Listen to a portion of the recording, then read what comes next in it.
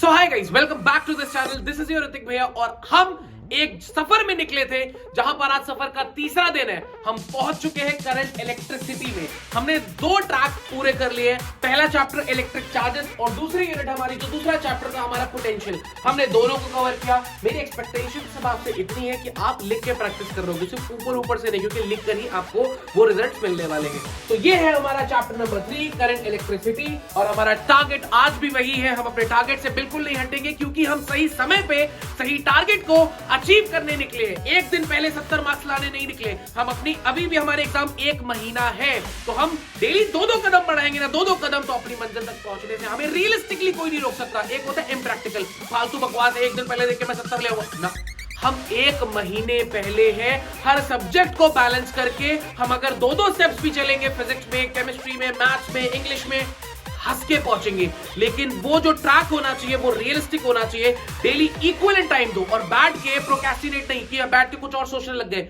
जो भी टाइम हो वो डेडिकेटेडली 2 घंटा तो 2 घंटा फिजिक्स प्रॉपर में, कुछ और सोचते हुए नहीं, फुल ऑन उसमें में। चलो टाइम वेस्ट नहीं करेंगे guys, let's start this lecture. अब एक खुशी की खबर मैं बता दूं कि करंट इलेक्ट्रिसिटी में ज्यादा डेरिवेशंस नहीं है, लेकिन डेरिवेशंस ना होना इसका मतलब ये नहीं कि ये इंपॉर्टेंट नहीं है, ये बहुत इंपॉर्टेंट है क्योंकि इसमें फॉर्मूले बहुत ज्यादा है। तो मैं आपको सारे इंपॉर्टेंट फॉर्मूले एक बार टैली करवा दूंगा, जो रिलेशंस आपके लिए बहुत ज्यादा इंपॉर्टेंट है, ताकि आप एग्जामिनेशन टाइम में ना आप बिल्कुल फॉर्मल ना हो किसी भी फॉर्मूले के लिए, सारी चीजों के लिए आप तैयार हो। ठीक है, तो डेरिवेशंस तो हम करेंगे बट सब कुछ इंपॉर्टेंट रिलेशंस भी कवर कर लेंगे।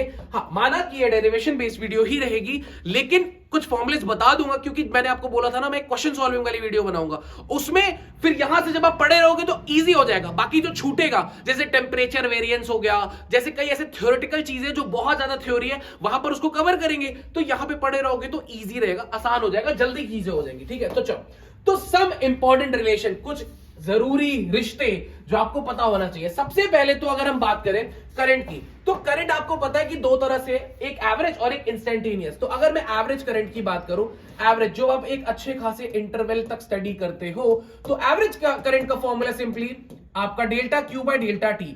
पहली बात तो करंट होती क्या है, हम सब जानते हैं, rate of flow of charges in a particular direction. कोई इधर कोई इधर कोई इधर, थोड़ा ये पढ़ लिया थोड़ा वो पढ़ लिया, इफेक्टिव नहीं होगा, करंट नहीं है। करंट क्या होती है, जब एक पर्टिकुलर डायरेक्शन में चार्जेस मूव करते हैं। उसी तरह से जब आप एक डायरेक्शनल होकर पढ़ाई करते हो तो रिजल्ट निकलता है और लोगों को झटका लगता है। तो उसी तरह से करंट क्या है, rate of flow of charges in a particular direction, जिसका एवरेज करंट का फॉर्मूला ये है। अब इंस्टेंटेनियस करंट की बात करें, जो बहुत स्मॉल इंटरवल पे आप चेक कर रहे हो, तो वो होगा dq बाय dt, जहां पर अगर आपको मान लो q और t का कुछ वेरिएशन दे दिया तो आप डिफरेंशिएट करके निकाल सकते हो। अच्छा, इसमें एक छोटी सी बात मैं आपको और बताना चाहूंगा कि अगर आप इस फॉर्मूले को फर्दर ले जाओ तो dq is equal to i dt। ठीक है, दोनों साइड अगर हम इंटीग्रेट करें तो q मिल गया इंटीग्रल ऑफ i dt।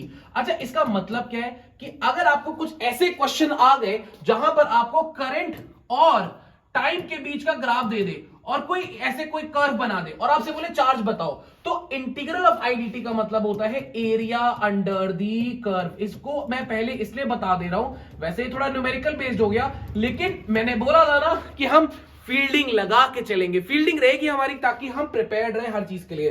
तो करंट और टाइम का अगर कोई रिलेशन आ गया तो बस आपको एरिया अंडर द कर्व निकालना है और आपको चार्ज मिल जाएगा। बाकी डिटेल में हम वो वाली वीडियो में करेंगे, यहां नहीं। ठीक, तो एक आइडिया रखना कि करंट वर्सेस टाइम का जो ग्राफ है वो आपको उसका एरिया अंडर द कर्व आपको चार्ज दे देगा। एक फॉर्मूला ये हो गया, एक ये हो गया, तीसरी बात ये हो गई, 3 बात ये याद रखनी है। अच्छा, एक चौथी बात जो सबसे बेसिक थी वो तो बताया नहीं, भूल गया मैं आपको, कि जो चार्ज होता है वो number of electrons into charge on 1 electron. तो Q is equal to n e, जो क्वांटाइजेशन पे बेस्ड है। ये सारे फॉर्मूले से इस चैप्टर की जान है, जान मतलब आप समझ लो, बोलते नहीं तुम मेरी जान हो, तो उसी तरह से current electricity to all formulas भी लाइक कि तुम मेरी जान हो। तो ये सारे फॉर्मुलेस में अगर आप एक भी अगर छोड़ के जाओगे तो आपको प्रॉब्लम होगा, कोई फॉर्मुला मिस नहीं होगा, इस चीज की मैं श्योरिटी रखूंगा। अच्छा, मिली एम्पियर माइक्रो एम्पियर का कन्वर्जन याद रखना। अगर मिली एम्पियर आ गया, अगर एक मिली आ गया तो मिली आपका मिली एम्पियर अगर आपको कन्वर्ट करना है एम्पियर में तो वो क्या होता है 10 टू द पावर -3। और अगर माइक्रो आ गया, क्या आ गया गाइस, माइक्रो एम्पियर, ऐसे करके माइक्रो, तो 10 टू द पावर -6। कुछ भी नहीं छोड़ो, सारी इंपॉर्टेंट चीजों को कवर कर लो। यूनिट्स की बात करें तो current ampere, charge coulomb, T seconds, ये सारी चीजें एकदम अच्छे से रखो। तो ये रहा बेसिक पहली चीज। तो 1 2 3 4, क्या हम यहां रुकेंगे, हम यहां रुकेंगे नहीं, मैं आपको देके चलता हूं अपनी दूसरी स्क्रीन पर, कुछ सारे इंपॉर्टेंट फॉर्मुलेस मैं आपको बता ही देता हूं। ठीक है, अब यहां पर देखना, अगला आता है ओम्स लॉ। अब ओम्स लॉ, अब आप बोलोगे कि ओम्स लॉ तो हम सब जानते हैं कि जिस तरह से ऊपर से नीचे पानी अपने आप आता है, उसी तरह से अगर दो पॉइंट के बीच में पोटेंशियल डिफरेंस होता है तो वहां करंट अपने आप फ्लो करता है, वहां करंट अपने आप फ्लो करता है। तो potential difference is directly proportional to current. तो यहां से आया V is equal to I R. अब इसमें मैं एक बड़ी छोटी सी बात बताना चाहूंगा आपको। ऐसे में भी कई स्टार्टिंग में एक नंबर में कुछ ग्राफिकल क्वेश्चंस आ जाते हैं और हम स्टक करते हैं। कैसे और देखते हैं। मान लो आपको दे देता है कि I वर्सेस V का आपको कर्व दे दिया इस तरह से, और आपको बोल दिया कि यहां पे दो लाइंस है, आपको बताना है किसमें रेजिस्टेंस ज्यादा, किसमें रेजिस्टेंस कम। तो ऐसे क्वेश्चंस में काफी बच्चे स्टक कर जाते हैं। तो मैं आपको साइड में बताता हूं, यहां पे ध्यान से देखो। तो जब भी ऐसा क्वेश्चन है ना, करंट Y एक्सिस में लिखी है तो इसको पहले Y से रिप्लेस कर लो। वोल्टेज जो ये पोटेंशियल है ये एक्स एक्सिस में लिखा है तो उसको एक्स से रिप्लेस कर लो। इससे होगा क्या मैं बताता हूं। तो इस रिलेशन को हम ऐसे लिख लेंगे, I is equal to V divided by R। अब I अपना Y एक्सिस है तो इसको Y कर लिया, ठीक। V अपना X एक्सिस है तो इसको X कर लिया अपॉन R। तो अगर आप नोटिस करो तो Y की पावर 1 X की पावर 1, तो ये एक स्ट्रेट लाइन होगा जो ओरिजिन से पास करेगा। अब वो तो ग्राफ ऑलरेडी दिया है, ये तो मैं आपको बता रहा हूं ग्राफ कैसे बनाना है। कि देखो Y is directly proportional to X, क्योंकि केमिकल काइनेटिक्स और ये सारे चैप्टर्स में ग्राफ तक बनाने आ जाते हैं। तो अपने आपको ये भी ध्यान रखना है कि कोई रिलेशन दिया तो ग्राफ कैसे बनाते हैं। जैसे Y की पावर 1 है, X की पावर 1 है, तो एक स्ट्रेट लाइन होगा। Y की पावर 1 है, X की पावर 2 है, आपका पैराबोला होगा। Y की power 2 X to the power 1 है, पैराबोला होगा। आपका Y is inversely proportional to X है, रेक्टेंगुलर हाइपरबोला होगा। ये क्या होगा, पैरा, ये सारे पैराबोला पैराबोला पैराबोला, और ये अपना एक स्ट्रेट लाइन। तो अगर आप इस चीज को ध्यान दो तो यहां पर स्ट्रेट लाइन तो दिख रहा है। अब हमें करना क्या है, अगर हम इसको y is equal to mx से कंपेयर करें तो आप नोटिस करो यहां पर जो x के साथ स्लोप है वो 1 अपॉन r है। यानी अगर इन दोनों इक्वेशन को कंपेयर करो तो हमें स्लोप मिल गया 1 अपॉन r। यानी कि इस कर्व में जो स्लोप है वो इनवर्सली प्रोपोर्शनल टू रेजिस्टेंस है। मतलब जिसका स्लोप ज्यादा होगा उसकी रेजिस्टेंस कम होगी, क्योंकि इनवर्सली है। अब झूला झूलना यार, यहां पर बैठ जाते हैं और यहां पर बैठ जाते हैं। अगर आप नोटिस करो तो R2 में कुछ ज्यादा ही झूला है, मतलब एंगल tan थीटा है और इसमें कम है। तो guys slope of R2, slope ये मैं इसको 2 बोल देता हूं और ये 1 बोल देता हूं। Slope of 2 is greater than slope of 1। तो 2 का स्लोप 1 से बड़ा है तो उल्टा करना है, तो रेजिस्टेंस 1 का 2 से बड़ा होगा। तो इस तरह के क्वेश्चंस आते रहेंगे तो आप करना। ये थोड़ा डेरिवेशन है इसलिए मैंने थोड़ा, ये डेरिवेशन बेस्ड वीडियो है तो इसको थोड़ा मैंने फास्ट रखा। तो जब मैं क्वेश्चन सॉल्विंग वाली कराऊंगा तब इसको और आराम से करा दूंगा। लेकिन आप थोड़ा आइडिया मन में रखना कि इस तरह की चीजों के लिए आप अपने आप को मेंटली प्रिपेयर्ड रखो कि इस तरह की चीजें आएंगी तो आप कर ले जाओगे, ठीक है। अब इसके बाद आते हैं इंपॉर्टेंट फॉर्मूलेस की सीरीज चल रही है अपनी, तो हम आते हैं नेक्स्ट। अब जैसे रेजिस्टेंस की बात करें, मान लो कोई कंडक्टर है तो मान लो कोई कंडक्टर है, उसकी लेंथ L दे रखा है, ठीक है। उसका क्रॉस सेक्शन एरिया जो है अपना A दे रखा है। तो रेजिस्टेंस का फॉर्मूला एक और होता है रो L डिवाइडेड बाय A। यहां पर अगर कोई पूछ ले रो क्या है तो वो रो रेजिस्टिविटी है, डिफाइन करो। तो अगर 1 यूनिट लेंथ ले लो, 1 यूनिट लेंथ ले लो और 1 यूनिट एरिया ले लो, ठीक है, तो जो रेजिस्टेंस होगा वो रो के ही बराबर होगा। मतलब रो रेजिस्टेंस ही है, 1 यूनिट लेंथ और 1 यूनिट एरिया का रेजिस्टिविटी होता है। तो ये अपना रेजिस्टेंस है, ठीक है, ये अपना क्या है रेजिस्टेंस, एंड रो अपना क्या है गाइस रेजिस्टिविटी। अच्छा, इन्हीं दोनों के भाई भी है, कौन कौन कौन, दुश्मन, सॉरी भाई नहीं दुश्मन, कंडक्टेंस और कंडक्टिविटी। अब रेजिस्टेंस का उल्टा होता है कंडक्टेंस, ठीक है, रेजिस्टेंस का उल्टा क्या होता है कंडक्टेंस। मैं फिर से बोल रहा हूं, रेजिस्टेंस का उल्टा क्या होता है कंडक्टेंस और रेजिस्टिविटी का उल्टा होता है कंडक्टिविटी। अब दोनों वही है, एक दूसरे के इनवर्सली। रेजिस्टेंस कितना पाथ में हिंड्रेंस है, कंडक्टेंस कितना आसानी से, कितना ease of flow of charges है, ठीक है। रेजिस्टिविटी रेजिस्टेंस की, कंडक्टिविटी कंडक्टेंस की। इसको समझे अगर तो 1 यूनिट लेंथ और 1 यूनिट एरिया में कितनी मुश्किलें आ रही हैं और ये 1 यूनिट लेंथ और 1 यूनिट एरिया में कितनी आसानी आ रही है। तो resistance is inversely proportional to conductance, resistivity is inversely proportional to conductivity. अब ये सारी बेसिक बातें अगर आपको अच्छे से समझ में आ गई हो तो अगला बहुत इंपॉर्टेंट टर्म है, सच ये सब तो आपको पता भी होगा। अगला लिखो बच्चों, बहुत इंपॉर्टेंट, करंट डेंसिटी, जिसको हम J से दिखाते हैं, लाइक जे थॉमसन सर, ठीक है। तो करंट डेंसिटी, ये बड़ा ही खूबसूरत नजारा आपको देखने को मिलेगा। ये थोड़ा टफ भी आपको लग सकता है, अगर पहले नहीं कभी देखा होगा तो वैसे हम लगने नहीं देंगे दोस्त, नॉट टू वरी। अब देखो, अब अपना कोई मान ले सपोज कर यहाँ पे कोई सरफेस एरिया ऐसे है, ठीक है। अगर मैं तेरे से पूछ, अगर मान ले सपोज कर करंट ऐसे जा रही है, करंट ऐसे जा रही है, ठीक है। अब अगर मैं बात करूं इसके एरिया वेक्टर की, तो कल ही पढ़ाया था कि जो एरिया वेक्टर होता है वो परपेंडिकुलर टू द सरफेस, यानी एरिया वेक्टर भी कहीं यहीं कहीं आएगा। मैं अगर अलग रंग से दिखा दूं तो एरिया वेक्टर भी यहीं आएगा, ठीक है। तो करंट, ये एरिया वेक्टर भी यहीं आएगा। तो अगर मैं इसको डिफाइन करूं तो करंट डेंसिटी कुछ नहीं होती है, वो होती है करंट पर यूनिट एरिया। बस इसमें एक बात का ध्यान रखना कि जो आपका ये आपको कंडक्टर दिख रहा है और ये आपको करंट दिख रहा है, ये हमेशा नॉर्मल होते हैं, ये हमेशा नॉर्मल होते हैं। अगर ये नॉर्मल नहीं हुए तो आपको कंपोनेंट लेना पड़ेगा। एग्जांपल दिखाता हूं। जैसे मान लो करंट अपनी ऐसी जा रही है और अपना ये कुछ इस तरह से ऐसे टेढ़ा है, इस तरफ है एरिया वेक्टर, तो आपका एंगल ये थीटा है, तो आपको इसको मतलब आपको ऐसे इसको नॉर्मल करना पड़ेगा, इसको ऐसे नॉर्मल करना पड़ेगा। मतलब ये ऐसे किया तो इसका जो ये वेक्टर है, ये वाला, ये भी इधर आ जाएगा। तो आपको कुछ नहीं करना। आपको ऐसा लग रहा होगा हम तो कंफ्यूज हो रहे हैं, हमें करना क्या, आप सीधा ये बताओ। तो देखो, आपको करंट डेंसिटी का जनरल फॉर्मूला ये याद रखना, I upon A cos theta, ये सबसे जनरल फॉर्मूला है, ठीक है। I is equal to J upon ये A cos थीटा, जहां पर थीटा करंट और एरिया वेक्टर के बीच का डायरेक्शन एंगल होता है। बड़ा सिंपल है, जो अपना एंगल है वो क्या है, करंट और एरिया वेक्टर के बीच का एंगल। बड़ा सिंपल। सर कंफ्यूज हो गए, एक बार फिर से बता दो यार। मैं फिर से बताता हूं। देखो, अगर मान लो दोनों करंट और एरिया वेक्टर सेम डायरेक्शन में है तो कुछ नहीं, I बाई ए। लेकिन मान लो अगर ये जो करंट है, जो अपना एरिया है, मान लो ऐसे थोड़ा एंगल बना रहा है एंगल, तो उसका कंपोनेंट लेना पड़ेगा उसी के अलॉन्ग। तो J हो जाएगा nothing just I upon A cos theta. तो यहां से current is equal to J into A cos theta, या बोले तो आप इसको J डॉट A करके भी लिख सकते हो। तो ये 2 स्टार रेटिंग फॉर्मूला आपको याद रखना है, भूलेगा रिस्क मत लेना। अगर कोई भी चीज आपको डाउटेबल लग रही हो तो आप तुरंत बता सकते हो, कहीं भी कोई प्रॉब्लम हो तुरंत हम डिस्कस करेंगे, नॉट एन इशू। बस एक बात याद रखना कि I and A be like, तू जहां जहां चलेगा मैं उधर ही चाहेगा। मतलब ए कह रहा है तू जाए ना, मैं वहीं आऊंगा वहीं आऊंगा वहीं आऊंगा, तो एंगल ले लेंगे क्या, वहीं आऊंगा वहीं आऊंगा वहीं आऊंगा। अरे गाइस, मतलब कि आई और एरिया वेक्टर दोनों एक ही डायरेक्शन में होने चाहिए, और एरिया वेक्टर अगर उसी डायरेक्शन में हो तो मतलब कि जो ये अपना कंडक्टर है इसको परपेंडिकुलर होना पड़ेगा, ठीक है। अब आते हैं इधर, नेक्स्ट आते हैं। नेक्स्ट अपना जो सिनेरियो है वो है अपना vector form of Ohm's law. यहां से अब थोड़ा डेरिवेशन का कारवा शुरू होता है। तो सबसे पहला मोस्ट इंपॉर्टेंट आप लोग लिखो, सब लोग अच्छे से, vector form of Ohm's law.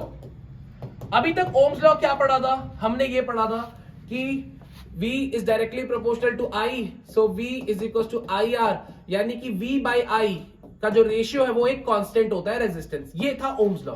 लेकिन अपने को चाहिए वेक्टर फॉर्म, तो शुरुआत तो यहीं से करेंगे कि V is equal to IR।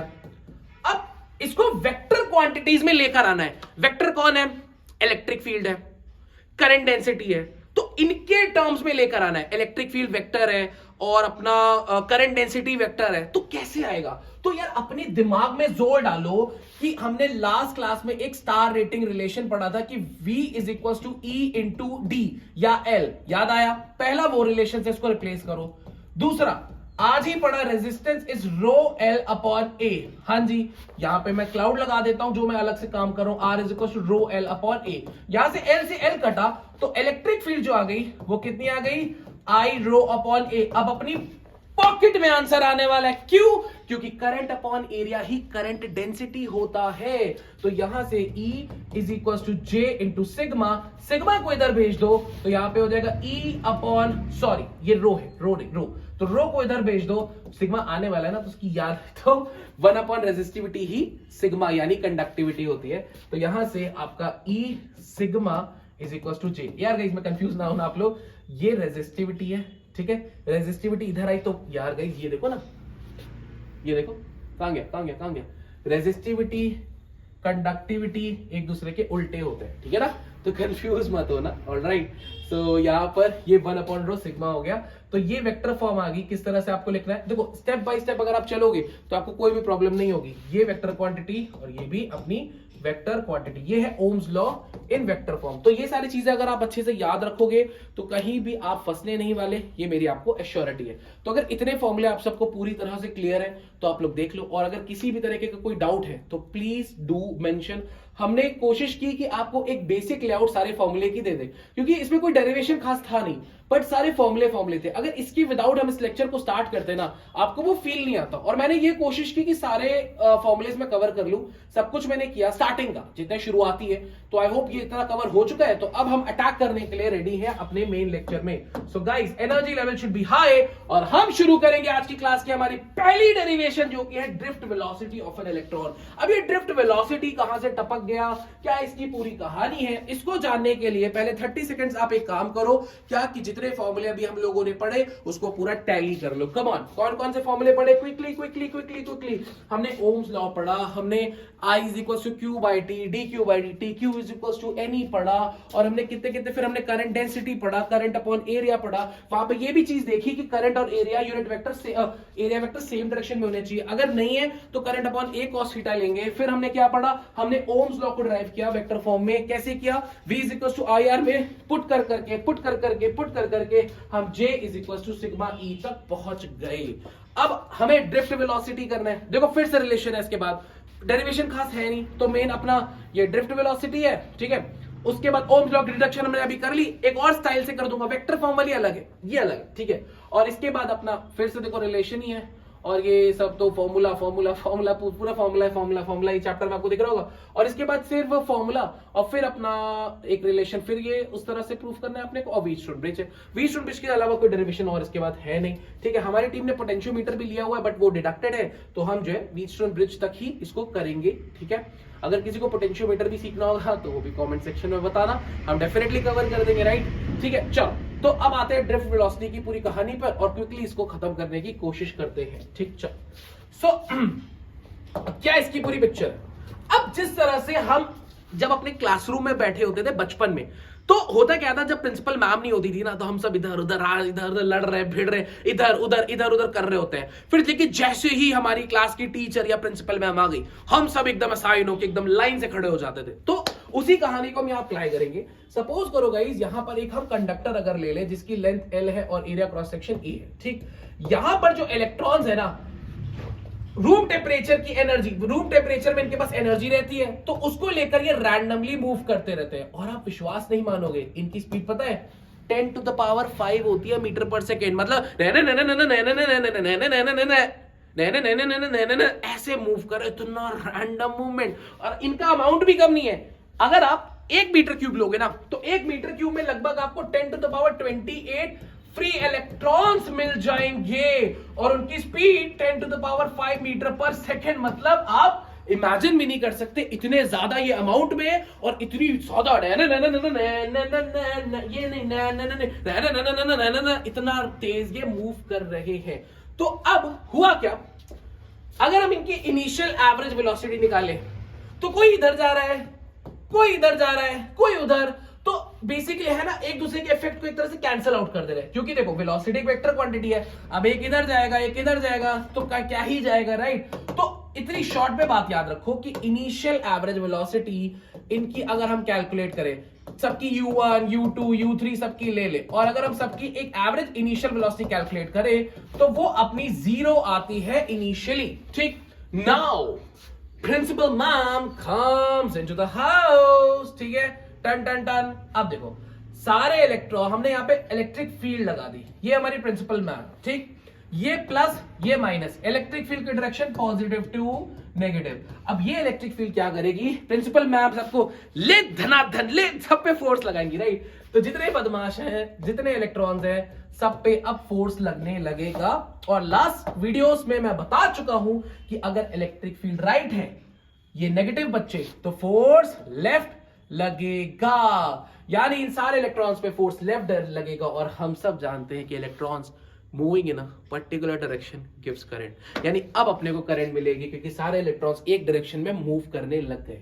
अगर बेसिक सी एक बात करें तो कितना फोर्स लगेगा, फोर्स के मैग्नीट्यूड की बात करें तो फोर्स होता है Q इंटू ई। इलेक्ट्रॉन पे चार्ज E है तो माइनस E इंटू ई अपना फोर्स हो गया, ठीक। अगर आप नोटिस करो तो यहां पे E कांस्टेंट, इलेक्ट्रिक फील्ड भी कांस्टेंट है, चार्ज भी कांस्टेंट है, तो जो फोर्स आया वो कांस्टेंट, फोर्स कांस्टेंट तो जो एक्सेलरेशन आएगा यानी कि फोर्स अपॉन मास वो भी अपना कांस्टेंट ही आएगा। अब मैं आपको थोड़ा क्लास 11th की नॉस्टैल्जिया फीलिंग दे देता हूं कि क्लास 11 में एक बात सीखी थी कि जब भी एक्सेलरेशन कांस्टेंट होता है ना तो हमारे पास तीन फॉर्मूले, v is equal to U plus A T, s is equal to U T plus half A T square and v square is equal to U square plus 2as valid हो जाता है। तो यहां पर अगर हमें एनालिसिस करनी है तो इन तीन हथियार का हम इस्तेमाल कर सकते हैं। फिजिक्स में यही प्रॉब्लम है, हमें हथियार के बारे में नहीं पता, तो अब हमें हथियार पता चल गया कि कौन सा इस्तेमाल करना है। तो चलो अब हम इस भाई साहब को पकड़ते हैं, हेलो ब्रदर तेरी वेलोसिटी निकालते हैं। तो जब हम इसकी वेलोसिटी निकालने गए तो हमने एक चीज देखा, क्या कि हम v is equal to U plus A T use कर सकते हैं। अब इस कहानी में एक छोटी सी बात मैं और बताना चाहूंगा, इनकी जो खुशियां है ना वो ज्यादा समय के लिए नहीं है। अगर आपको लग रहा है इन पे फोर्स लग रहा है, ये एक्सेलरेटेड है, बहुत देर तक एक्सेलरेटेड है, तो ऐसा नहीं, ये बहुत देर तक एक्सेलरेटेड नहीं रहेंगे, ये कुछ मोमेंट के लिए एक्सेलरेट होंगे, फिर खत्म इनकी एक्सेलरेशन, फिर एक्सेलरेट होंगे, फिर खत्म इनकी एक्सेलरेशन। आप कहोगे ये वियर्ड है, अभी आप बोल रहे हो फोर्स लग रहा है, एक्सेलरेट होंगे, वो कुछ मोमेंट के लिए क्यों होंगे, उसको समझने के लिए मैं आपको यहां पे लेके चलता हूं। अगर आप एक चीज नोटिस करो, यहां पर मैं ढेर सारे ऐसे गड्ढे बना दूं, ठीक है, यहां पर ऐसे ऐसे ऐसे ऐसे, अगर एक इंसान यहां से दौड़ता हुआ आया, वो इस गड्ढे में चला गया, उसको फिर इस गड्ढे से निकलना पड़ेगा, फिर इस गड्ढे में गिर गया, फिर दौड़ा दौड़ा दौड़ा गिर गया, फिर दौड़ा दौड़ा दौड़ा गिर गया। यही कहानी होती है ड्रिफ्ट वेलोसिटी इलेक्ट्रॉन्स के साथ। कैसे? जब एक इलेक्ट्रॉन अपनी एनर्जी लेकर निकलता है, तो आप लोगों ने सेमीकंडक्टर में नहीं पढ़ा, कोई बात नहीं, जब इलेक्ट्रॉन अपनी जगह से निकलता है तो वहां पर एक वॉइड क्रिएट हो जाता है जिसे हम होल बोलते हैं। क्या बोलते हैं? होल। तो जो पीछे वाला इलेक्ट्रॉन तेजी से भाग के आ रहा है ना, वो इस होल में गिर जाता है, यानी कि प्लस के साथ मिक्स होके वापस से वो एक एटम में घुस जाता है। तो कुल मिला के फिर से उसे एनर्जी लेनी पड़ेगी, फिर सूरज निकलेगा, फिर भागेगा, फिर अंधेरी रात, फिर सूरज निकलेगा भागेगा, फिर अंधेरी रात, फिर सूरज निकलेगा भागेगा, फिर अंधेरी रात। इसे बोलते हैं कोलिजन बिटवीन, जहां पे होता क्या है, इलेक्ट्रॉन और ये प्लस कोलाइड कर जाते हैं और बेचारा अपनी सारी एनर्जी लूज कर देता है। नहीं समझ आया? देखो, इसे इलेक्ट्रिक फील्ड की वजह से एनर्जी मिली, ये भागा, प्लस के साथ मिल गया, एनर्जी लूज, फिर मिली, फिर भागा, फिर मिल गया, लूज। इसी वजह से ये सारे एक कांस्टेंट वेलोसिटी, ड्रिफ्ट वेलोसिटी के साथ ही मूव कर पाते हैं। अगर आपको लगेगा कि एक्सेलरेशन की वजह से ये बहुत तेजी से निकल जाए, तो ऐसा नहीं होता, एक कांस्टेंट वेलोसिटी आ जाती है इनके पास, ड्रिफ्ट वेलोसिटी, क्योंकि ये मिली एनर्जी की वजह से भागेंगे जरूर, लेकिन जैसे प्लस के साथ कोलाइड करेंगे एनर्जी लूज, फिर भागेंगे फिर लूज, फिर भागेंगे फिर लूज, फिर भागेंगे फिर लूज। तो सबकी एक ड्रिफ्ट वेलोसिटी निकालना जरूरी है। आई होप आपको वो स्टोरी समझ आ गई होगी। अब सबकी अगर हम अलग अलग एनालिसिस करें तो पहले वाले पार्टिकल की लिए v1 is equal to u1 plus a t1। अच्छा, यहां पर अगर हम एक बात करो, T1 क्या है? दो सक्सेसिव कोलिजन के बीच का टाइम, इसे रिलैक्सेशन टाइम भी बोलते हैं। दो सक्सेसिव कोलिजन के बीच का टाइम, रिलैक्सेशन टाइम। तो यहां पर अगर हम ढेर सारे ले ले वेलोसिटीज, तो v2 is equal to u2 plus at2। तीसरे पार्टिकल का ले v3 is equal to u3 plus at3। ऐसे सबका ले ले dot dot dot dot dot dot. तो अगर हम एवरेज वेलोसिटीज इनकी कैलकुलेट करें तो v1 plus v2 plus v3 dot dot dot divided by n is equal to, यहां पर सारी एवरेज वेलोसिटी ले ले u1 plus u2 plus u3 dot dot dot divided by n। अच्छा, एक्सेलरेशन सब में कांस्टेंट था, तो a को कॉमन ले लो, आया t1 plus t2 plus t3 upon n, सबका एवरेज निकाल लिया। तो यहां से जो ये एवरेज वेलोसिटी आती है वो आती है drift velocity. Initial average velocity अपनी 0 थी, एक्सेलरेशन अपना a था, और ये इसे बोलते हैं एवरेज रिलैक्सेशन टाइम। हम रिलैक्सेशन टाइम भूल गए यार, इस दो कोलिजन्स के बीच का जो टाइम है उसे रिलैक्सेशन टाइम बोलते हैं, राइट? तो यहां पर जो रिलैक्सेशन टाइम है उसे हम टाउ से रिप्रेजेंट करते हैं, तो ये हो गया टाउ। अब एक्सेलरेशन थी कितनी? Minus E capital E by m into tau. तो ये आया ड्रिफ्ट वेलोसिटी का फॉर्मूला। ये एक्सेलरेशन, ये देखो एक्सेलरेशन क्या, force upon mass minus E. Okay, blender mistake in the house. यहां पर ई फोर्स का फॉर्मूला क्यू ही होता है, ई लिखना था, ठीक है, ई वो एफ लिखा रह गया था, ठीक है, तो फोर्स क्यू ही होता है माइनस ई, वो ई लिखा था, वो लाइन रह गई थी, ठीक है। तो यहाँ पे ड्रिफ्ट वेलोसिटी माइनस ई टाउ बाय एम। अगर मैं इसकी मैग्नीट्यूड की बात करूं तो ई टाउ बाय एम। अच्छा, इसमें एक और चीज है, अपने को पता है ना v is equal to E L होता है, तो यहां से E is equal to v by L से हम रिप्लेस करेंगे तो ड्रिफ्ट वेलोसिटी का फॉर्मूला हम ये भी लिख सकते हैं E v tau by L into M, ठीक है ना। ये भी ड्रिफ्ट वेलोसिटी का फॉर्मूला आप यूज कर सकते हो। अच्छे से नोट करो, टेक योर टाइम। आपको आ तो गया होगा समझ में, लेकिन अगर आपको ऐसा लगा कि ये बहुत फास्ट हो गया तो आप एक दो बार इसको और रिवीजन करना। मैं फॉर श्योर कह रहा हूं आपको अच्छे से ये आ जाएगा। फिर भी नहीं आएगा ना तो भी आप हमें कमेंट सेक्शन में बताना, मैं एक धीरे धीरे करके आपको बता दूंगा। एट द एंड आपको फायदा होना चाहिए, ये हमारा मोटिव है, ठीक है। चलो अब आता है नेक्स्ट पॉइंट पे। ये अपना ड्रिफ्ट वेलोसिटी हो गया। अब relation between current and drift velocity, तो चलो वो तो मैं यही कर देता हूं, ठीक है। मजा आएगा, चलो मजा आएगा गाइस, मजा आएगा। एनर्जी हाई रखो। अच्छा वो नोट कर लेना गाइस, मैं थोड़ा फास्ट चल रहा हूं क्योंकि हमें इसको खत्म करना है। आप वीडियो को पॉज कर लो, उसको पहले प्रैक्टिस कर लो एक बार, ठीक है, ताकि ऐसा ना हो कि बहुत फास्ट के चक्कर में आपका रह जाए, ठीक। अब देखो, सपोज करो अपना ये कंडक्टर है जिसकी लेंथ अपनी एल है और एरिया क्रॉस सेक्शन ए है, ठीक। यहां पर जैसे मैंने क्लास की अभी ये ड्रिफ्ट वेलोसिटी की स्टार्टिंग की थी तो मैंने बताया था 10 to the power 28 electron 1 metre cube में। तो ये डिफाइन करना बहुत जरूरी है कि कितने इलेक्ट्रॉन्स है। तो हम एक काम करते हैं, हम यहाँ पे एक टर्म डिफाइन कर लेते हैं, let n is equal to number of electrons per unit volume, क्योंकि जितना वॉल्यूम का कंडक्टर लोगे उतने इलेक्ट्रॉन्स बढ़ते जाएंगे। तो total number of electrons is equal to n into volume. ये कभी जरूरत पड़ेगा तो हम यूज करेंगे। अच्छा वॉल्यूम क्या होता है, एरिया इंटू लेंथ, तो मैं इसको n into area into L भी लिख सकता हूं, टोटल नंबर ऑफ इलेक्ट्रॉन्स, ठीक। शुरुआत करना क्या है, हमें करंट और ड्रिफ्ट वेलोसिटी के बीच में रिलेशन चाहिए। अब देखो, रिलैक्स, I और VD के बीच में रिश्ता देखो, सोचने में पड़ गए कैसे निकल। करंट का फॉर्मूला पता है, हाँ वो ये Q/T वाला, हाँ जी लिखो, लिख लिया, बॉस काम हो गया। Q is equal to NE पता है, हाँ NE क्या होता है, number of electrons into charge on one electron divided by T हो गया। टोटल नंबर ऑफ इलेक्ट्रॉन्स कितने हैं, देखो स्टेप बाय स्टेप बढ़ते जा रहे, कुछ रटना नहीं है, कदम पे कदम मिलाए जा। करंट का फॉर्मूला सबको Q/T पता है, एक एक स्टेप बढ़ रहे हैं, उठा के रखा NaLe डिवाइडेड बाय T, यानी ये हो गया NaLe, यानी कि बेसिकली N हो गया यहां पर number of electron per unit volume, ए अपना एरिया, L हो गया लेंथ, E हो गया चार्ज, T हो गया टाइम। तो यहां पर अगर आप नोटिस करो L/T, L इसकी लेंथ है, T अपनी टाइम है, तो गाइस इसे आप वेलोसिटी से रिप्लेस कर सकते हो, यानी कि ये L अपना लेंथ हो गया और सब एक ही तरफ मूव कर रहे हैं, तो डिस्प्लेसमेंट और टाइम को डिस्प्लेसमेंट और डिस्टेंस को सेम बोल सकते हो। तो displacement upon displacement L upon time T is equal to velocity. तो L अपॉन T को हमने VD से रिप्लेस कर दिया। आप डिस्टेंस अपॉन टाइम को वेलोसिटी क्यों बोल रहे हो, क्योंकि डिस्टेंस डिस्प्लेसमेंट सेम है, सब एक ही डायरेक्शन में मूव कर रहे हैं इसलिए। तो L अपॉन T को हमने रिप्लेस कर दिया, तो आ गया NeAVD।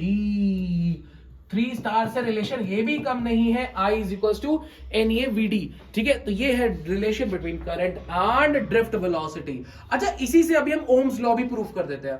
ओम्स लॉ कैसे प्रूफ करेंगे, वो वेक्टर फॉर्म तो आपने कर दिया, इससे भी ओम्स लॉ का एक डिडक्शन होता है, वो भी मैं अभी आपको करके दिखा देता हूं। Deduction of Ohm's law through this, वो भी आप कर लोगे तो आपको मजा आ जाएगा, मजा आ जाएगा। Deduction of Ohm's law from this, deduction of Ohm's law from this, deduction of Ohm's law from this. चलो तो कर चलते, तो यहां पे देखो, तो आई अब अपने को ओम्स लॉ फिर से डिड्यूस कर रहा है, डिड्यूस ओम्स लॉ, ठीक है।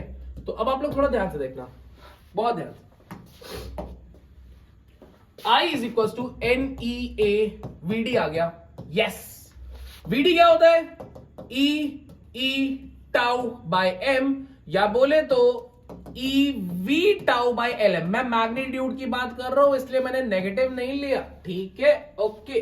रिप्लेस करो, तो हो गया NeAVD की जगह रखा EV टाउ बाय LM। तो यहां से अच्छा अपने को एक बात बोलूं, हमें जो प्रूफ करना होता है ना, जैसे मम्मी को दाल चावल बनाना है तो हमें पता है कि दाल चावल बनता कैसे, ठीक है, तो हमें आखिरी प्रोडक्ट हमारे दिमाग में होना चाहिए, हमें प्रूफ क्या करना है। ओम्स लॉ की प्रूविंग में करना क्या होता है कि आपको पता है v is equal to I R, तो ये थोड़ी लाना है, आपको ये प्रूफ करना है v upon I that is r is a constant. अपने को ये पता होना चाहिए कि हमें पहुंचना कहां तक है, टारगेट पता होना चाहिए कि अचीव क्या करना है हमें, ये अचीव, तो अगर पता होगा ना टारगेट क्या अचीव करना है तो आसान हो जाती हैं चीजें, है ना, आसान हो जाती हैं चीजें, सोचना प्लान करना, रास्ते नहीं आसान होते, प्लान करना आसान हो जाता है। और लाइफ में ये सच्चाई है कि इस रास्ते आसान और टफ हो, अगर आप चीजों की प्लानिंग कर लो ना, एग्जीक्यूशन हो जाए तो सब हो जाता है, राइट। तो v by I constant proof करना है, तो कैसे करेंगे, अपने को v दिख रहा है, अपने को i दिख रहा है, तो यहां से सबको इधर भेजो, ये lm इधर भेजो, ठीक है, n e स्क्वायर टाउ ए नीचे भेजो, एन ई स्क्वायर टाउ ए नीचे भेजो, ये v को यही रहने दो, i को इधर नीचे ले आओ। मैंने क्या किया, चक्कर मत खाना, ln को मैंने उधर फेंका, एन ई ए टाउ को नीचे फेंका, v वही रहने दिया, i को नीचे ले आया। क्यों ऐसा किया, क्योंकि v बाय i ये जो एक टर्म आया L M N E tau सब कांस्टेंट है, तो यहां से ये प्रूफ हो गया v by I is a constant that is a resistance. जहां पर रेजिस्टेंस जो निकल के आया है वो इतनी वाहियात सी वैल्यू आई है, जो कि क्या है, L M upon N E square tau into A. I hope you got it कि कैसे हमने इसको डिड्यूस किया फ्रॉम दिस। तो कुछ नहीं करना, अपने को v बाय आई के रेशियो को कांस्टेंट प्रूफ करना है, और जो वो कांस्टेंट आएगा, कांस्टेंट कैसे हुआ, देखो एल लेंथ है, कांस्टेंट बदलेगी थोड़ी, मास थोड़ी बदलेगा, एन थोड़ी बदलेगा, क्योंकि वो एन तो एक number of electron per unit volume, जितना जितना दो, अब आपको मैं वॉल्यूम बढ़ा दूं तो बढ़ जाएगा। यार हम एक कंडक्टर की स्टडी कर रहे हैं, वो कंडक्टर में जो फिक्स किया है तब थोड़ी वेरी करेगा, अगर आप कंडक्टर ही चेंज कर दोगे तब तो सब कुछ चेंज हो जाएगा, बट आएगी तो कांस्टेंट वैल्यू, अगर आप इसको फिक्स कर लो तो एन भी एक कांस्टेंट है, ई भी कांस्टेंट है, टाउ एक रिलैक्सेशन टाइम वो भी कांस्टेंट है, और एरिया तो क्रॉस सेक्शन कांस्टेंट है ही है, ठीक है। चलो तो ये सारी चीजें हो गई, अब आते हैं अपने नेक्स्ट बात पे। अच्छा जो नेक्स्ट बात है ना, मेरे हिसाब से वो एक डिडक्शन कर लिया हमने, ओके ये मतलब थोड़ा सा ना ये न्यूमेरिकल के लिए है, ये इसके लिए नहीं है, ये न्यूमेरिकल बेस्ड है। तो सवाल इस बात का है कि यहां क्यों लिया, ताकि थोड़ा सा एक आइडिया दे दूं फॉर्मूले का। देखो जैसे अगर अपना एक सर्किट है, ये है क्या मैं बताता हूं आपको, internal resistance, EMF, terminal potential difference, बड़ा डाउट होता है बच्चों को। अगर एक सेल है, ठीक है, अगर इसमें से अभी कोई करंट नहीं निकल रही है, कोई करंट नहीं निकल रही है, तो यहां पे जो पोटेंशियल डिफरेंस आएगा ना, वो पूरा का पूरा E के बराबर आएगा। किसके बराबर आएगा, E के बराबर, ठीक है, पूरा का पूरा E के बराबर। लेकिन आप याद रखो, अगर मान लो कि कोई ऐसा सर्किट है जहां से करंट फ्लो करने लग गई पॉजिटिव टर्मिनल से, तो वहां पर एक नया टर्म डिफाइन हो जाता है, टर्मिनल पोटेंशियल डिफरेंस। मतलब कि सेल के अक्रॉस कितना पोटेंशियल डिफरेंस आएगा, तो वो जो पोटेंशियल डिफरेंस आता है, अगर पॉजिटिव साइड से करंट निकल रही है तो वो आता है E minus I into R, जहां पर R उस सेल का इंटरनल रेजिस्टेंस होता है। इंटरनल रेजिस्टेंस मतलब उसके अंदर जो इलेक्ट्रोलाइट्स है वो भी कुछ ना कुछ रेजिस्टेंस शो करते हैं। मैं सेल के अंदर की बात कर रहा हूं, सर्किट की तो मैं बात ही नहीं कर रहा। सेल के अंदर जो इंटरनल रेजिस्टेंस है वो भी वो कहां से आए, अरे सेल के अंदर भी तो इलेक्ट्रोलाइट्स हैं जो करंट को अपोज करेंगे, रिपल्शन क्रिएट करेंगे। तो ये सब बातों का कोई सेंस नहीं है, मैं आपको मेन बात बता रहा हूं, आप इस चीज को दिमाग में रखो। अगर पॉजिटिव टर्मिनल से करंट निकली तो फॉर्मूला लेना होता है V माइनस आई आर, और अगर यही मैं बोलूं कि कहीं से पॉजिटिव टर्मिनल में करंट एंटर कर रही है, तो देन इन दैट केस जो पोटेंशियल डिफरेंस का फॉर्मूला होता है, जिसको टर्मिनल पोटेंशियल डिफरेंस बोलते हैं, अगर पॉजिटिव में घुस रही है तो E plus I small R. Small R क्या है, फिर से इस सेल का इंटरनल रेजिस्टेंस। तो मैंने ये सोचा कि ये डेरिवेशन वाली वीडियो में ना ये बात अगर बता दूंगा तो क्या रहेगा ना, आप अगर फॉर्मूले वगैरह, अगर क्वेश्चन वगैरह न्यूमेरिकल लगाने जाओगे तो वहां भी आपकी थोड़ी मदद हो जाएगी। बाकी जब हम इसको अलग से करेंगे ना तो उसको हम काफी डिटेल में बता देंगे, बट इतनी नॉलेज ना सफिशिएंट है आपके क्वेश्चंस को लगाने के लिए कि अगर कोई करंट नहीं है तो पूरा पोटेंशियल डिफरेंस E होता है, अगर करंट निकल रही है पॉजिटिव टर्मिनल से then E minus I R, and if the current is entering the positive terminal तो E प्लस आई आर। ठीक है, समझ में आया बबुआ, लेट्स गो। ठीक, अब आते हैं नेक्स्ट अपना क्या है, देखो ये सारे फॉर्मुलेस मैंने डाल दिए, जैसे हीट प्रोड्यूस, हीट का फॉर्मूला VIT, एक कॉलेज का भी नाम है तो याद रखना, फिर V को IR रिप्लेस करके I²RT, फिर V/R रिप्लेस करके ये सारे फॉर्मुलेस आप बनाओ, ठीक है। जूल से कैलोरी में कन्वर्ट करने के लिए 4.18 से डिवाइड, मतलब ये रिलेशंस मैंने इसलिए लिख दिया ना ताकि आप पूरा देख के इसको थोड़ा सा फॉर्मूले बेस आपको याद रहे। पावर क्या होती है, कितनी जल्दी कोई काम करता है, work done per unit time, ठीक है, तो work done upon time power होता है। तो पावर का फॉर्मूला क्या बनेगा, एनर्जी का फॉर्मूला क्या बनेगा, ये आपको एक बार गो थ्रू करना है, और जब मैं वो वाली वीडियो कराऊंगा तो वहां पर मैं डिटेल में भी बता दूंगा, ठीक है, क्योंकि यहां पे बहुत ज्यादा टाइम लग जाएगा। रेस्ट फॉर्मुलेस आप कैच कर लो, एक बार फॉर्मूला एक बार दिखाई देता हूं, जैसे मैं बता दूं, पावर होता है V इंटू आई, यस। पावर क्या होता है, work done per unit time, तो वर्क डन क्या हो जाएगा, power into time, power VI है तो VIT, और याद करो मैंने बताया था कि आप जितना काम करते हो उतनी ही एनर्जी स्टोर होती है, इसीलिए जो एनर्जी, हीट एनर्जी का भी जो फॉर्मूला है वो सेम वर्क डन के बराबर है, क्योंकि मैंने आपको ये बात बता रखी है कि जो हम वर्क करते हैं वही तो एनर्जी बनके स्टोर होता है, तो VIT। अब फर्दर यहां पर देखो, अगर आप नोटिस करो तो H is equal to VIT है।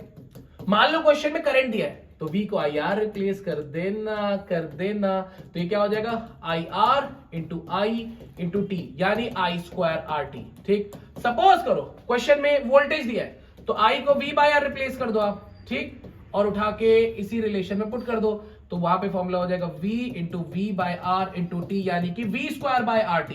तो दोनों फॉर्मूला देखो स्क्रीन पे लिखा हुआ है, I²RT, V²/RT, और जूल से कैलोरी में जाने के लिए 4.18 से डिवाइड। अब आप इसको देखना, हम चलते हैं अपने वी स्टर्न ब्रिज की तरफ। छोटी मोटी गल्ला होती, स्टेटस नहीं पहुंचते हम, तो ये क्या है सर, देख लो गाइस की, जैसे अगर आपको कन्वर्ट करना है इसको, तो देखो यहाँ पे जो V होता है volt, I ampere, T second, volt into ampere watt, what into second, कुछ कन्वर्जन आ गया, किलोवाट आवर, तो 1 किलो में 1000 वॉट, आर में 3600 सेकेंड, तो 1 किलोवाट को जूल में कन्वर्ट करने के लिए 3.6 इंटू 10⁻⁶ से मल्टीप्लाई करते हैं। ये बहुत इंपॉर्टेंट रिलेशन है, आपको याद रखने चाहिए, 1 किलोवाट आवर को जूल में कन्वर्ट करने के लिए ये रिलेशन है, ठीक। चलो, तो अब ये सब हमने कर लिया है, अब नेक्स्ट अपना आता है, ये सब हमने कर लिया, ये सब हमने कर चुके हैं, कोई इश्यू नहीं है। अब आया लास्ट अपना व्हीटस्टोन ब्रिज।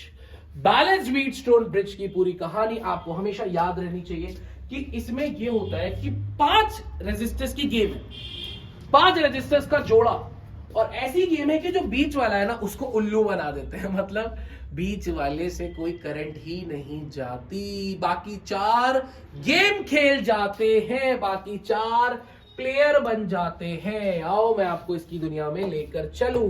देखो जैसे सपोज करो यहां पर एक अपना रेजिस्टेंस है R1, एक अपना रेजिस्टेंस है R2, यहां से सेल कनेक्टेड है, ये दूसरा है अपना R3, तीसरा है अपना R4, ठीक है, ये अपना है लेट्स से यहां पर लेट्स से इट्स R4, ठीक है, ये अपना है R1, this is R2, this is R3, this is R4. Now what you guys need to understand is the fact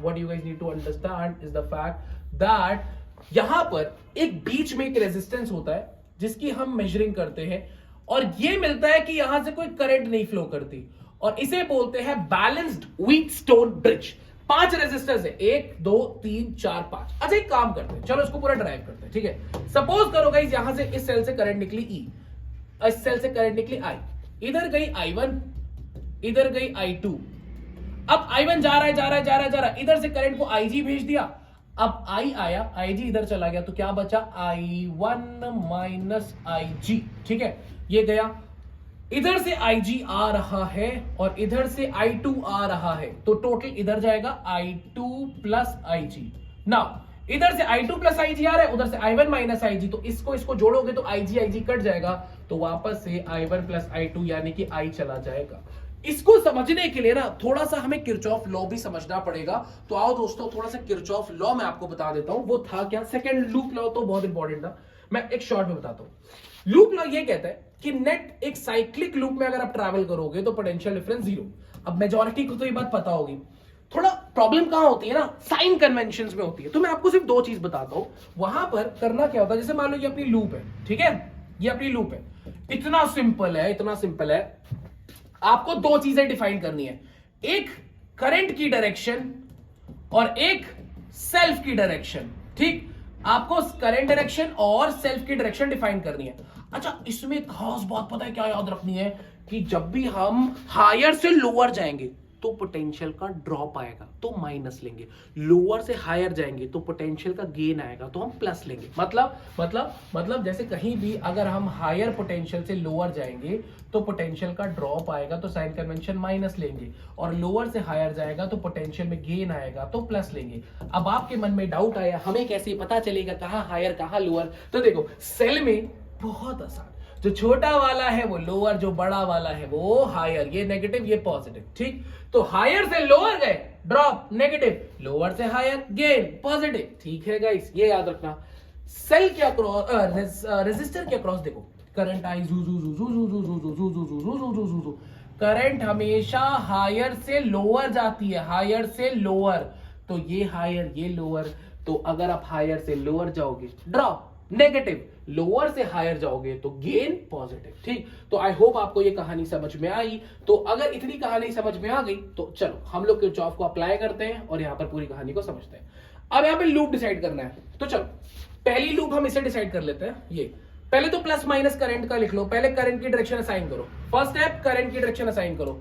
तो करंट तो आपको ऑलरेडी असाइंड दिख रहा होगा, तो देखो करंट कहां से कहा जाती है, हायर से लोअर, तो ये हायर ये लोअर, हायर को पॉजिटिव हायर ये लोअर, ठीक। फिर करंट ऊपर से नीचे, ये हायर ये लोअर, ठीक। करंट इधर से इधर, ये हायर ये लोअर, उधर भी कर ही देते हैं काम, नहीं पहले इसको स्टडी कर लेते हैं, ठीक। तो चलो अब अपनी डायरेक्शन डिफाइन करो, सेल्फ की डायरेक्शन।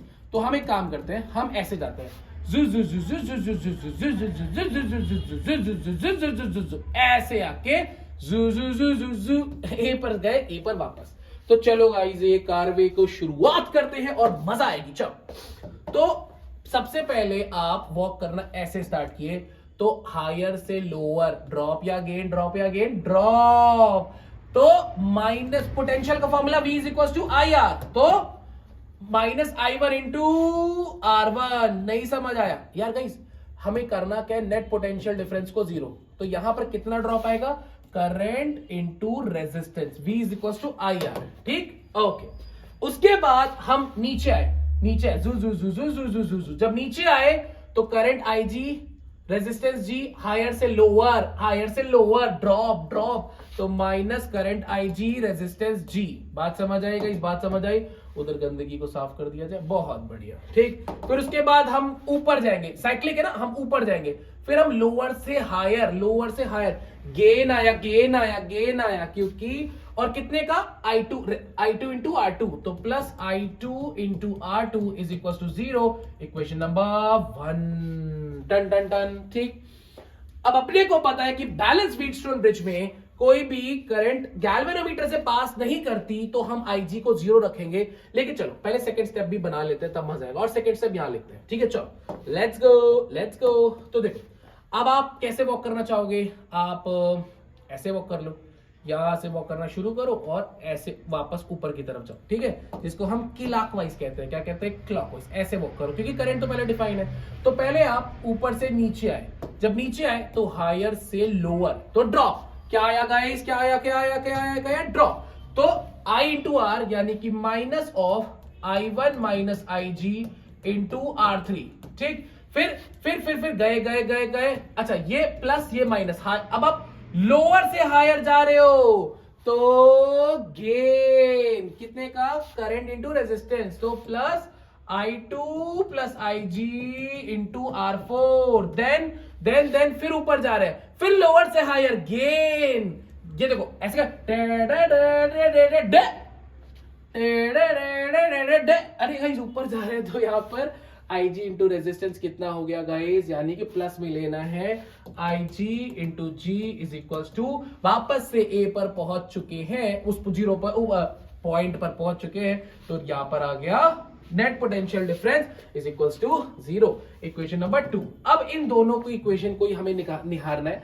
हमें पता है कि गैल्वेनोमीटर से कोई भी करंट पास नहीं करेगी अगर बैलेंस्ड व्हीटस्टोन ब्रिज है, तो पुट किया तो माइनस I1 R1 ये 0 plus I2R2 is equals to 0। तो यहां से आपका आया क्या, I2R2 is equals to I1R1। Hence we got कि I2 अपॉन I1 की वैल्यू जो आई है वो कितनी आई है, R1 अपॉन R2। ठीक है, ये आई अपना पहले चीज। अब दूसरे पे आते हैं। जब यहां पर IG 0 रखा तो ये 0 हुआ, तो माइनस I1, इसको मैं लाइन बना दूं, माइनस I1 R3। ठीक है, माइनस I1 R3, यहां IG 0 रखा तो प्लस I2 R4, यहां IG 0 रखा तो 0 इज इक्वल टू 0। तो यहां से हम लोगों ने I2 अपॉन R4 की I2 R4 की value I1 R3। Hence again we got कि I2 अपॉन I1 हमें मिला R3 डिवाइडेड बाय R4। ठीक है, तो गाइस I2 अपॉन I1 ये है, ठीक, I2 अपॉन I1 ये है, दोनों को इक्वेट किया तो हमें क्या मिल गया, हमें ये मिला कि R1 और R2 का जो रेशियो है वो R3 और R4 के बराबर होता है अगर वो बैलेंस्ड व्हीटस्टोन ब्रिज है। तो मतलब इसका रेशियो इसके रेशियो, या आप इसको ऐसे भी बोल सकते हो, इसका और इसका। देखो आप इसको इधर उधर भी कर सकते हो ना, आप इसको R1 अपॉन R3 भी कर सकते हो और R2 अपॉन R4 भी कर सकते हो, राइट। तो आप चाहे जो बोलो, आप ऐसे भी बोल सकते हो कि R1 का और R3 का, या सिंपल वे में इसका रेशियो इसके रेशियो के बराबर आएगा तो वो एक बैलेंस्ड व्हीटस्टोन ब्रिज होता है। क्या होता है, बैलेंस्ड व्हीटस्टोन ब्रिज। एक एग्जांपल देखो, जैसे मान लो मैंने यहां पर एक ले लिया इस तरह से, मैंने ऐसे ले लिया इस तरह से, मैंने इस तरह से ले लिया, ठीक, यहां पर देखो, यहां मैंने 2 ले लिया या 4 या 1 ले लिया या 2। तो अगर इसका और इसका रेशियो अगर हम देखें तो 2/4 कितना आएगा, 1/2, और इसका रेशियो देखें तो 1/2। यानी ये बैलेंस व्हीटस्टोन ब्रिज है, यहां से कोई भी करंट फ्लो नहीं करेगी और हम बीच वाले को इग्नोर कर देंगे, क्योंकि जिससे कोई बिजली पास नहीं करी वो हमारे किस काम का, और हमारे रिलेटेड क्वेश्चन हम सॉल्व कर लेंगे। सो आई होप ये भी हमारा खत्म हो गया और हमारा आज के दिन का टारगेट भी होता है finish. So I hope video अगर फास्ट हुई हो तो धीरे धीरे करके देखना, अच्छे से करना, हम टारगेट्स कंप्लीट करेंगे, टू दी एंड तक पहुंचेंगे और बैंड बजा देंगे। मैं आपसे बस ये उम्मीद लगाता हूं कि आप अपनी एनर्जी लेवल को कम नहीं होने दोगे। देखो एक बात बताएं, शुरुआत हर कोई करता है, चाहे वो यूपीएससी की हो, चाहे वो जेई की हो, चाहे वो बिजनेस की हो, चाहे वो किसी भी चीज की हो। मजा तब आता है जब बीच के रास्ते में आप अपने आप को बांध के रखो, क्योंकि मेंटेन रखना, कंसिस्टेंट रहना ही तो प्रॉब्लम है, शुरू करना तो आसान होता है। सो आई होप कि आप इस एनर्जी को मेंटेन रखोगे, आज अपने बोर्ड्स में फोड़ के आओगे। Up to then tata, bye bye guys, take care, और कोई भी प्रॉब्लम होगी तो कमेंट सेक्शन में जरूर डालना। Bye guys.